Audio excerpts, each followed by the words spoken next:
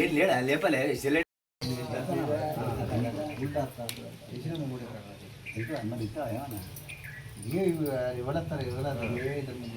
కాదు ఏం దానికి ఎవరత్తారు నీ కథ సల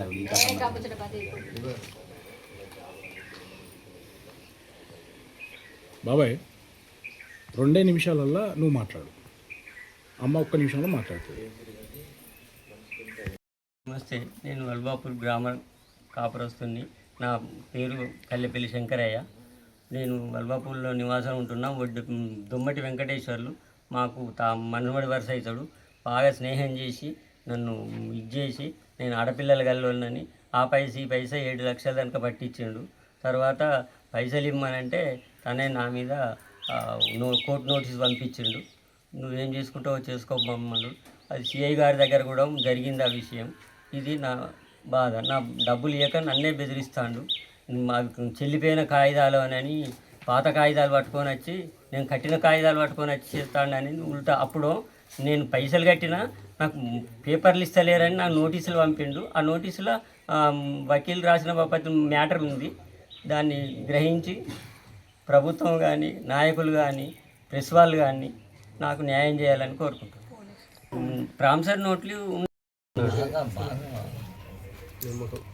అప్పటి నుంచి సమస్య చేసుకుంటూ మమ్మల్ని పరేషాన్ చేస్తూ ఉన్నాడు. అరల్సమ్మ ఇంట్లో పెద్ద మనుషుల ముందట ఈ పద్ధతులన్నీ ఒప్పుకున్నాడు. తిరుగు కాగితం పెట్టుకుందామంటే తప్పించుకొని పోయింది. మళ్ళీ వస్తువులు చేసి 1,50,000.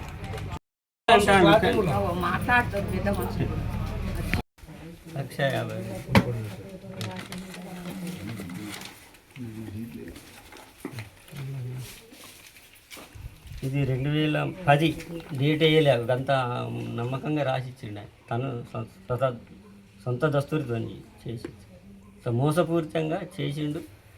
మమ్మల్ని పరేషాన్ చేస్తాను. పేపర్లు కూడా చక్కగా రాయక. ఇది 2010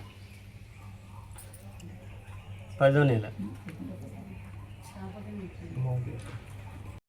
నాకు ఈయన పైసలు ఇచ్చింది వాస్తవమే, ఆయన తీసుకున్నది వాస్తవమే. కాకపోతే కాగితాలు పేపర్లు అయిపోయినాయి అంత సాకుతోనే నువ్వు ఏం చేస్తావని అప్పుడు కొంత తిప్పించిండు. మేము అందరం పోయి మాట్లాడినాం. ఇస్తా అని కొంత కాలయాపన చేసిండు. అట్లా కొంత టైం అయిపోయినాక ఆయన పోయి కోర్టు నుంచి కేసు వేసిండు. ఈయన 2 మాటలు కొంచెం దురుసుగా మాట్లాడేసరికి నువ్వు నన్ను తిడతావనే దాని మీద నువ్వు ఏం చేసుకుంటావు చేసుకోపో అని మాట్లాడిండు. కోర్టులో పోయి కేసు వేసి ఈయననే భయభ్రాంతులకు గురి చేసిండు. ఎల్కా హరినాథ్ రెడ్డి నా పేరు. లైక్ చేయండి, షేర్ చేయండి, సబ్స్క్రైబ్ చేయండి. మరిన్ని వీడియోల కోసం బెల్ సింబల్ పై క్లిక్ చేయండి.